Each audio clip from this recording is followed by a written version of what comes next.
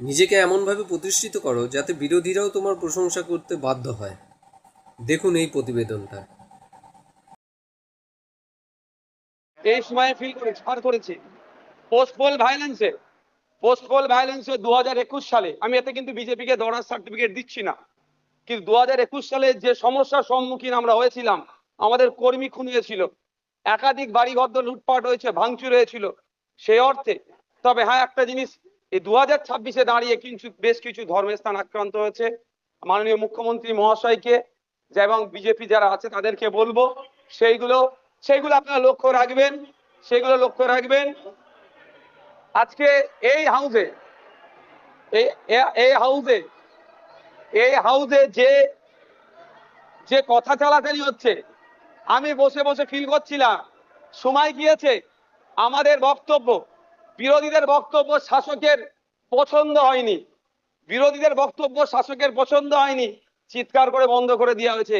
এই হাউসেও কিন্তু 21 থেকে 26 আমরা দেখেছি। আমরা আশা করব ওই দিনটা আসবে না। আমরা বিরোধী যারা আছি গঠনমূলক প্রস্তাব রাখবো, শাসক দল যারা আছেন তারা গ্রহণ করবেন। মাননীয় মুখ্যমন্ত্রী মহাশয় একটা কথা বললেন, খুবই ভালো লাগলো। আমরা যারা একাধিকবার বিভিন্ন দপ্তরে লেটার করেছি, ন্যূনতম রেকগনাইজ আমাদের লেটারকে করা হয়নি, ইনক্লুডিং চিফ মিনিস্টারের কাছে।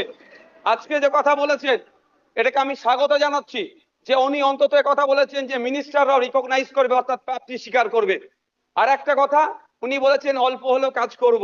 আমরা বিরোধী, আমরা পজিটিভ কথা বলবো, রাজ্যের স্বার্থে বলবো, রাজ্যের জনগণের স্বার্থে বলবো।